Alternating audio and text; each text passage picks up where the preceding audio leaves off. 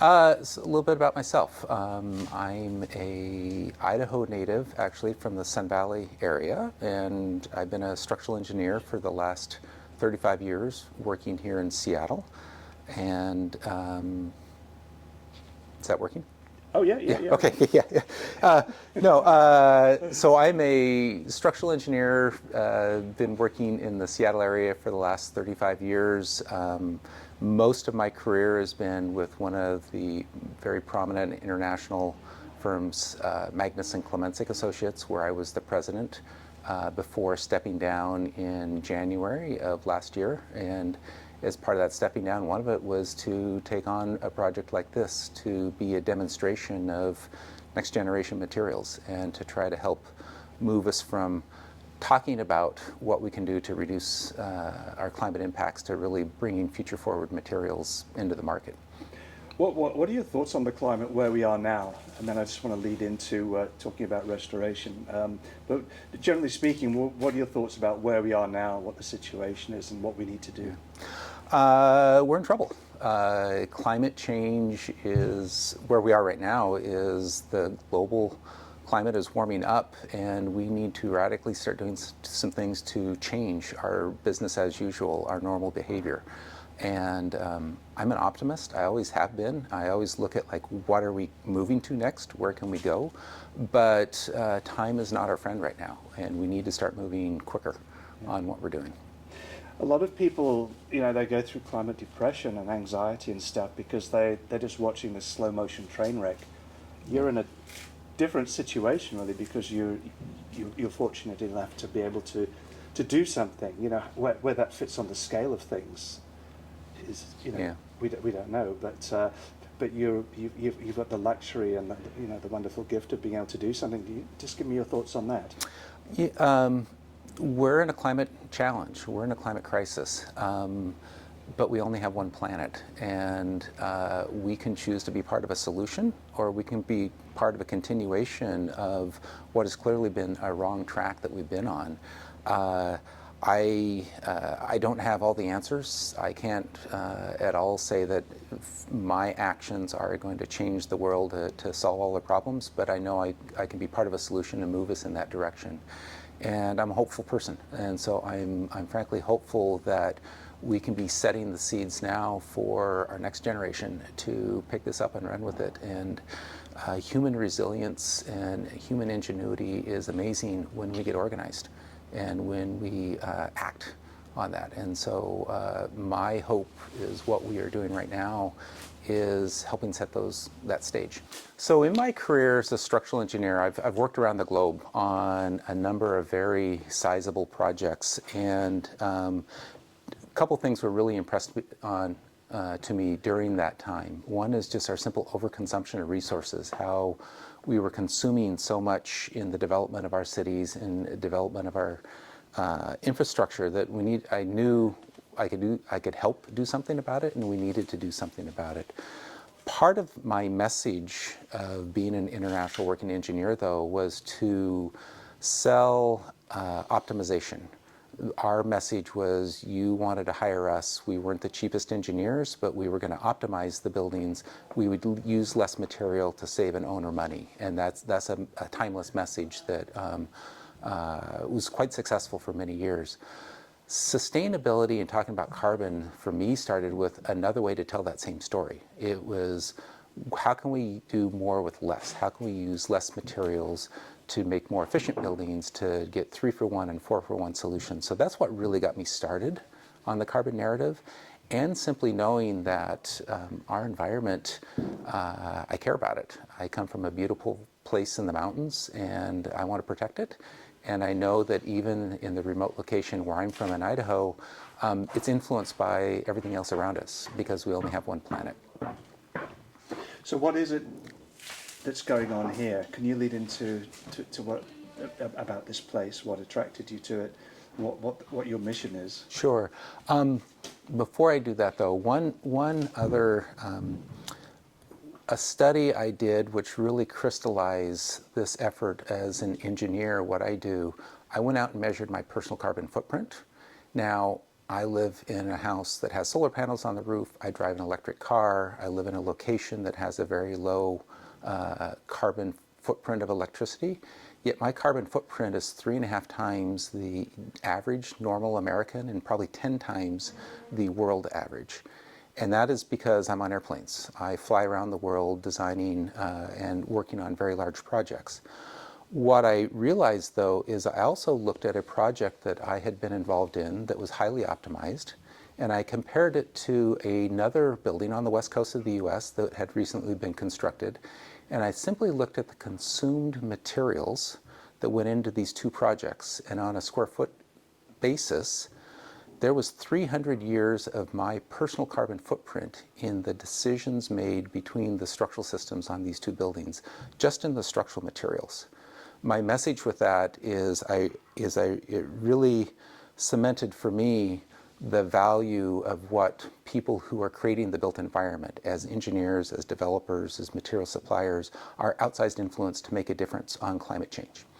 And that was really a big part of my motivation to step into where I'm doing right now, which was to start looking at the bookends of the design and construction process. I've been a designer for 35 years and really pushed embodied carbon optimization from the design perspective, but I appreciated that it's the owners who set the table and make the decisions and set the culture for who the teams are going to be that design buildings, and it's the material suppliers that enable the owners to do what they want to do.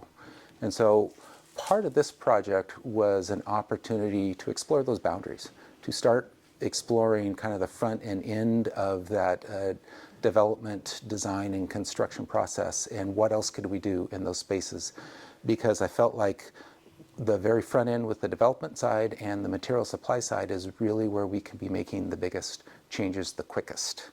And so this project really started as inspiration of my wife and I. It's in our neighborhood, and my wife and I were simply walking by it, saw a for sale sign in the window of it, and thought it would be great to buy and fix up an old brick building, because we like to preserve history, we like to preserve integrity, and it seemed like an old fun project. That also paired, though, with very quickly in my mind, what can we do to tell a narrative of sustainability and of innovation? The most sustainable building is the one either you don't build, or the one where we renovate what we already have and keep it around for another 100 years. So it's really started with that. It started with material reuse. It started with taking advantage of what we have. And then when we do bring new materials in where we can't use simply salvage or renovation of the space we have, using lower carbon products. And what I wanted to do with this building is let it be an example of those next generation future forward ideas that we talk about but aren't necessarily in industry today, and put them into use. Frankly, the low carbon concrete in this project, a lot of this is what I would call field trials, first generation uses of materials. I wanted to de-risk it.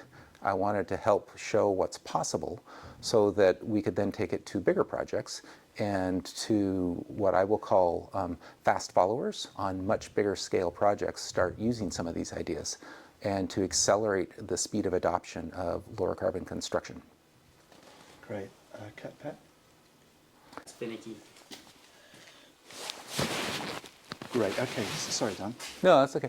So there's some really interesting examples of things that we tried to bring into this project. And just to start with one, so this right here, this mason jar with the material that's inside of it, is actually a prop I used in an interview for a very large multi-million square foot project in Washington, D.C., where I put this on the table with the owner. And I said, everything in this jar, including the jar, could be ground up and used to make carbon neutral or carbon negative concrete. It's never been done before, but all the parts and pieces are there. It includes, the light's not going on? Okay. Actually, we'll keep rolling. Yeah, No, I'm still rolling. it includes, I'm so sorry. Just a slight breath and then start again with it. It includes. So this includes things like I have ground up recycled concrete in it. I have different aggregates. There's oyster shells. There used to be cement made out of ground up oyster shells in early times. The glass itself can be used as a natural pozzolan, as a cement replacement. I also have in this, though, Blue Planet aggregates, which come from I also have in this Blue Planet aggregates, which are inherently a carbon negative. It comes from a, sorry, how do we describe what they are doing? I haven't talked about them for a while. It doesn't matter as much because I will have included. You'll Blue let them, Planet, you can let, yeah. Yeah. So I actually include Blue Planet aggregates here, which actually comes from a smoke scrubber technique that they have, to where a byproduct is actually an industrial product of an aggregate coated in a limestone. And so everything in here, in this jar, can be used to make concrete. One of my inspirations for this project, I wanted to actually put that in practice and not just have it as a talking point for an interview, but actually show how to do it. And that's what you've done. And that's what I've done. That's exactly what this project is. And so in this basement that we're in right now, there are actually 3 different types of concrete that are first generation pours. And I worked with one material supplier and one material scientist, Roosbuth Savory of Secrete. But what Roosbuth is doing is creating what they call a performance-oriented cement. It's a ASTM C1157. Fancy names for it acts like cement, but there's no Portland cement in what it is. And so some of these powders, like this is some of the first generation material that was used to create the shear wall right here. Most of this is an industrial byproduct of slag, plus some additional secret sauce from him to activate that slag. The foundations were the very first use of this material in a pour. The shear walls were a second pour. The first use in a structural application on the West Coast, the first use of the Secrete. And like I said, these were a very risk-managed pour on a small scale to try it out, to prove what's possible, so to see if we could scale it up. And we've had some very good success. This material was getting above 5,000 PSI concrete at the end of the day. It's a little slower on the strength gain. It's not exactly the same as cement, so you have to be wise to where you use it, but used in the right applications with the right design parts, it's worked out great. We've done extensive testing both before we actually use these materials here to prove out what was going to be possible, and then I've been taking cylinders and collecting data on the mixes themselves as we've actually poured them to generate this information, which I totally plan on sharing with the industry to talk about what's possible. One of the biggest things we learned in this, the material science to make these next generation concretes, it's still an evolving process. We're learning a lot, but the biggest challenge isn't the material science. The biggest challenge is actually the supply chain and the infrastructure of the supply chain to reliably and consistently deliver these products in the market. That's one of the biggest things we need to change and adjust and evolve as we start bringing these new next generation materials into the market. People learning how they're different and learning how to use them, and having the silo space at the batch plant to actually use it. I just want to pick up on what you're saying there, because you say supply line. Just I know it's quite a kind of an industry kind of term, but if you can explain that. A little more light. Sure. I tell you what, let me just finish this one piece, Pat, because I'm going to have continuity otherwise. Yeah. Oh, you're fine. Sure. Okay. Yeah, I just Okay. Still rolling. great. Okay. Sorry, get that here. Yeah, you mentioned supply line. Could you just, in real layman's terms, just say that, you know, the point of manufacture of that versus where it gets to, or if you could just clarify the Sure. supply line challenge. So when we're making concrete, it's actually a pretty simple material. What goes into it, there's rock, there's sand, there's water, and there's some sort of a powder, a paste that's the glue that holds it all together. When we're making, when we talk about the carbon footprint of concrete, most of that is all in the cement. It's that glue, the powder, that's where all the carbon is. That's where all of the emissions and impacts are. So low carbon concrete is really about reducing the carbon footprint of that cement, using different types of cement, using cement replacements, changing the glue. The rest of the material is all the same as normal concrete. The rock, the sand, the water, proportioning is really the same. We're really talking about a different powder for the binder that is the cement that holds it all together. And what we've been experimenting with on this project are what are different types of binders that we can use to create that glue. Our first generation pour, like this shear wall behind me right here, this is blast furnace slag, which is an industrial waste product from the steelmaking industry. That is over 90%, it's about 96%, I believe, of the binder is slag, plus an activator from the material supplier Secrete to make that active.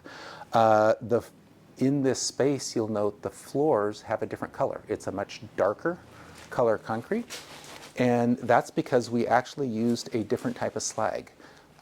It is still a slag, but it comes from what they call an electric arc furnace, which comes from a recycling part of the steelmaking industry. That is additionality. It's a new material that hasn't been previously used or considered for the making of concrete. So the electric arc furnace slag in this floor was a first generation use of material for making concrete. That was super exciting. Even more exciting than on this project, though, is another additionality. We used natural pozzolan. That's basically a mineral that exists in the desert of California, in this place where we got it, to be a different binder with an activator. And in these natural pozzolan is basically you're mining it straight from the ground, grinding it up into a powder, adding an activator to it, and using that for the concrete. And so we use something called a zeolite as the natural binder. So on this project, we have 3 different types of glue, if you want to call it that. We use 3 different types of glue for the making of the cement and the concrete. That's great. That's great. Okay. Yeah, this is another carbon negative material, yeah? Yeah, so this is one of the really fun parts about the project. This is Prometheus Materials Pro Zero block, and is another example of a carbon negative material coming into our industry. Origins out of Boulder, Colorado, where they're taking algae and nutrients and sand and water slurry, pouring it into molds, and the algae, like the making of a coral shelf, consumes the nutrients that's in the slurry and creates a calcium base to it that creates a CMU block that is on the order of about 2,500 psi concrete, which is a structural strength that we can work with. So bringing Prometheus materials in this Pro Zero block, this is one of the very first applications of it. That will be an installation in the US coming into this project. They are looking to expand, certainly, their footprint of using these materials. This was, again, proof of concept and demonstration. We've also talked about on this wall that isn't built yet, we're also going to bring in sublime materials, which is another next generation low carbon cement binder coming out of MIT. And the combination of this CMU wall with the sublime materials will make this a carbon neutral to carbon negative wall when we're done in this basement. Can you just give us a kind of like a person on the street definition of what constitutes a carbon neutral and a carbon negative material? That's a really good question. What makes something be a carbon neutral or carbon negative material? It really depends on how you calculate what the conditions are of how you calculate the material, and not everyone in industry is the same on this. My definition of it, the energy that goes into making the product needs to be, let me back up for a second. For- Sorry, let me just cut and start again. Yeah. Okay. Yeah. What constitutes a carbon neutral or carbon negative material? That's a really good question because we are not consistent in the industry today on how those calculations get made. But my definition of a carbon negative material is everything accounting for what goes into make the product, from its initial mining and creation of the material to its installation process, needs to be a net zero or take carbon out of the atmosphere in order to create the product what it is. And then it also needs to be a long-lived product. I like to think of it needs to be over a 100-year life of that product. And so in a case like this, my hope would be we're going to build this wall using this carbon sequestering material, and this wall is going to be here for 100 years. That's where I would put carbon negative. That's great, thanks. So this building is a renovation of a 100-year-old building. It's been one of our goals that we're trying to breathe another 100 years of life into this building. One of the biggest things is a challenge in the Pacific Northwest is earthquakes. And this is an unreinforced masonry brick building, which has a lot of beautiful character, but doesn't do so well in an earthquake. So one of the first things we needed to do was upgrade the life safety system for earthquakes and do a full seismic renovation and retrofit of the project. So that's amounted to new shear walls in the basement, which become brace frames, and then mass plywood walls up above. It's new diaphragms that tie everything together to allow the building to withstand an earthquake and behave well when a seismic event would come, which is very likely to happen within the next 100 years. We also, in this project, have fully renovated, we took it right back down to the core of the building. It is fully new mechanical systems, new electrical systems, new plumbing systems. Overhead here is the new fire life safety system for sprinklers that are coming into the building, which we had to do for the restaurant that was going to go in, but it also seemed like just the right thing to do from a fire life safety, even if we could have possibly done this building without the sprinkler system upgrades in it. We brought it into it because we're thinking about the 100-year life of the building. Great. So this project has been an example of pushing things in the industry as far as we possibly can. Low carbon to carbon negative materials, building adaptive reuse, trying to get as low of carbon as we possibly can for this addition and breathing another 100 years of life into this building. But I can't emphasize enough, getting to neutral, getting to carbon neutral or negative is hard. And I think this building is going to prove it out. We've done things way beyond what most people would consider doing, and I don't think the whole building life cycle analysis that we're headed for at the end of the day of this project will show that the building is carbon negative. Our impacts, our decisions have carbon implications. Zero is hard. And one of my fears is we try to claim victory too soon before we've actually done the real hard work of what we need to do. And this is one of my critiques of the industry. We need to be very credible with our information, or at some point it's going to come out that kind of the emperor has no clothes. Zero is hard. This building is as far as I can possibly get towards zero, but you know what? I still have cast iron plumbing. In fact, I remember challenging my mechanical engineer and plumber on this project, and he was getting really frustrated with me after a meeting because I was looking for low carbon next generation plumbing solutions. And he thought hard about it, and he came back to me the next day and says, "Don, I understand what you're trying to do, but my bag of tricks for plumbing is I have cast iron, I have PVC, which you won't let me use because it's on the ILFI red list, and I have copper. Those are my choices, and none of those are carbon neutral or carbon negative materials. We don't have those in the plumbing industry today." When I'm doing a renovation like this, we are consuming materials. The steel piping to make the fire protection system, the cast iron piping for the plumbing that's going into it, these are not carbon negative. And so even while I'm after net zero as far as I can get, adaptive reuse, reusing existing materials, even using carbon negative CMU blocks for parts that are going to the building, our calculation isn't going to show that we are negative at the end of the day. Zero is hard. So where do we go from here? I mean, one of the biggest things, I mean, cement, concrete being the biggest used product on the planet, it's a pretty good start. But do you see a time in the future where we'll get closer to that? I hope so. That's the goal. The goal is to drive as low as we can to get as close to zero or carbon positive as we can get. But we have a long ways to go. I don't think the goal of negative, though, that zero or negative is really where we need to be, though.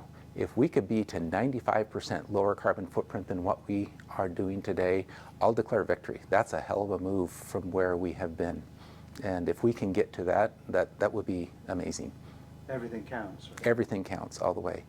And that's my point. There are sequestering things, letting the forest grow, bio-based materials that we bring into our building. Our insulation in this building is an example of that. It's all hemp wool. That's a carbon negative solution coming into the building if we can let it be a long-lived material in this project. But those are offsets to make up for my cast iron piping, or where I do have steel, or even my very low carbon concrete still has implications. The cement truck still had to drive here and consume fuel and energy to mix the concrete and to pour what we were doing. And that's one of the other things. I mean, the carbon rating, I guess, of cement and stuff. I mean, there's so much connected to the transportation of the materials on top of manufacturing, I guess. Yeah, I think today, if we're being honest with the data, we're still learning how to measure. The more we measure, the more our numbers go up. And we still need to figure out how to accurately measure our buildings before we start moving to declaring carbon neutrality in our buildings. So my goal today is transparency of data, be as accurate as we possibly can on understanding the information and the carbon impacts of the materials we're using, and of course optimizing and reducing them as much as we possibly can as we drive towards zero. That's great. That's a really good statement. Thank you. We could walk in here for a moment if you want. So this will be soon will be the new kitchen. Soon, this will be the new kitchen of the Atlantic Crossing restaurant, who's our tenant that's moving in on the first floor. But, you know, some exciting things we've done in the space.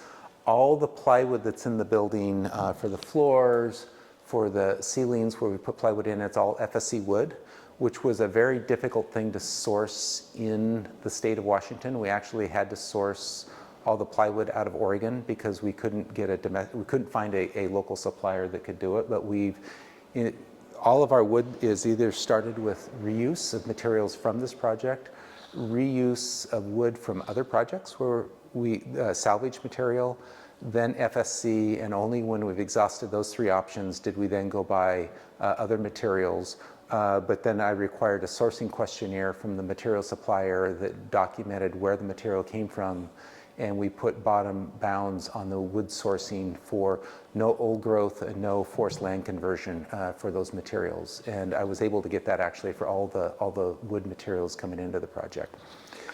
A couple of interesting things though. The floor diaphragm for the seismic bracing of the building we actually put on the ceiling, which is very different than normal. But the reason for that is I wanted to save all the hardwood floors of the second floor and not have to take them out and replace them. So all of our wood diaphragm sheathing is actually on the bottom, and that's one of the reasons you see the plywood there. The steel brace frames that are part of the seismic resisting system, we also tried to use only salvage or repurposed material for all the steel. And in fact, the steel supplier and fabricator we worked with were selected based on their ability to work with us on this. At the end of the day, we couldn't find exactly salvage steel coming out of old buildings, but we did use only boneyard material that was left over in this fabricator's backyard that he basically had sitting around. And we designed the building. Then we went and looked at what he had laying around and redesigned pieces to work with the scrap pieces that he had left over from other projects. And so all of the steel for the brace frames, the white flanges, actually are leftover pieces from the boneyard of the fabricator. Cool. I'll follow you if you think that should come out. Yeah. So just other exciting things. We have a whole brand new HVAC system in the building that is all high efficiency heat pumps that are on the roof to service both the restaurant here on the first floor and in the second floor. And we specifically sized our solar array on the roof to be at an energy use intensity or an EUI of 0 for the office space. So we will meet 100% of our energy needs for the second floor office with the solar array on the roof. We couldn't do that for the restaurant for two reasons. One is we didn't have enough roof space to put that many solar panels in. And the second one, restaurants, their energy uses really varies a lot based on how successful the restaurant is. The more meals they serve, the more their energy use goes up. So it's highly insulated on the first floor. We've taken gas out. It's going to be an all-electric restaurant, and we're using high-efficiency heat pumps for what's here. But we will have energy needs for the first floor restaurant. Yeah. Okay. It looks cool. Maybe, I don't know is that too much backlight, or do you want to stand over there? It's okay, I'll looking at follow me? you. I'll Okay. look it out. So this is actually, here's going to be the backdrop to our bar. For this project, we ended up doing a performance-based energy modeling because, and this was an insisting point from my wife, we wanted to keep and expose the brick wall, which is actually very hard to do today in the energy modeling for our buildings. Other side of this wall is actually another restaurant, so it's actually an interior common party wall with another internal use, but because of property lines, we had to treat that as an external wall. But the way we did that was performance energy modeling, and it becomes part of the wonderful character of the building. And what we're looking at here is exactly what we saw when we stripped off the finishes from the prior use of the space. So exposing where we can existing structure. Our floors are the original hardwood floors from what used to be a drugstore here initially 100 years ago, and we've done a lot of splicing of different pieces, but the intent is to keep as much of the original materials as possible and not add to it. The place we did spend money with also brand new materials, though, all of our windows are a German-made window system from Schuko with super high energy efficiency, argon gas, double-paned windows. And we tried to push as far as we could there to meet the functional needs, but also get as much energy as we could out of them. I'm wondering, if you could just tell us where we are, I guess. Sure. So we are on the roof of the building now. We're just on the edge of Green Lake, which you can see the Green Lake Park, which is one of the most vibrant and active parks in the city of Seattle. And the corner of Woodland and 72nd are building. As you can see, there's a lot of new residential construction that's going around the building. And one of the things we thought long and hard about was, and why we decided to save this building is, as a lot of this new residential is coming in, we need the housing, but we need to keep heritage. We need to preserve some of what we have. And so this building partly is a statement to keep an iconic corner and a fun old brick building in the neighborhood to add to the neighborhood character. But up here on this roof, we've loaded it up, as you can see, with solar panels from Puget Sound Solar. tied it into the grid so that we should be able to be net zero for energy consumption for all of our second floor office spaces that are going to go into it. And then we have a couple of new Mitsubishi high efficiency heat pumps, which are all the heating and cooling system for the entire project. That's great. Okay. Give you a little bit Yeah, better. okay, sure. You want to do it while you're filming? Yeah. Okay, so I just started rolling. Okay. So the one of the really other fun parts of this project is the insulation that we've used throughout the building, in the walls and the ceilings. Wherever we could, and that it wasn't a moisture issue, we've used hemp wool coming from southern Idaho from a company called Hempatecture. And so just as an example, these are the bales of how it comes, and it very much is just like a normal insulation bat. And it's the hemp wool fibers. Oh, sorry, Pat, that's mine into the shadow, yeah. There you How's go. that? Yeah. Okay. Yeah. Just trying to. Oh, I think that's probably good enough. Good enough there. Yeah. So anyway, so it's just interesting that it works as just a normal bat insulation. It has much of the same R value as if we had used a fiberglass insulation, but it's a carbon sequestering material.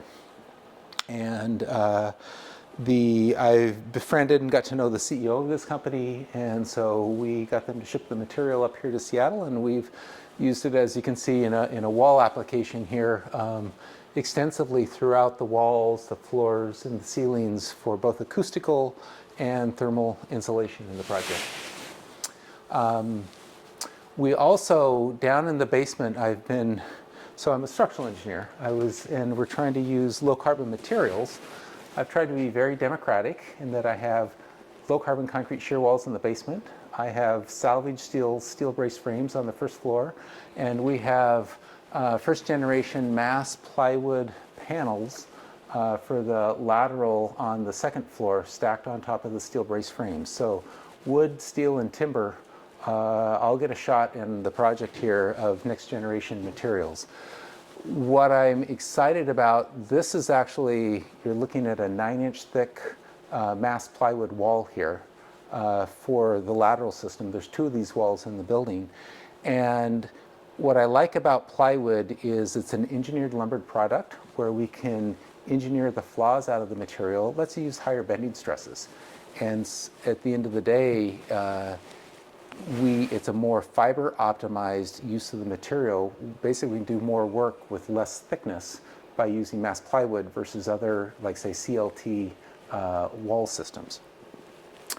This product is from Boise Cascade, is the first generation of what they call their VersaWall.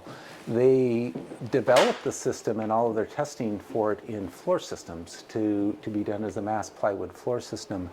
This is their very first ever application of it in a lateral seismic retrofit system, which we put in for this building. They got really excited about it.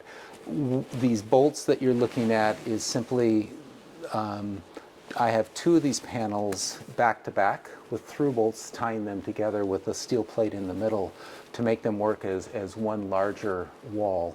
So it's 2 4.5-inch panels that equal a 9-inch shear wall that lands right on top of the steel brace frame with that steel plate that these bolts are on right at the center of the steel bracing system down below.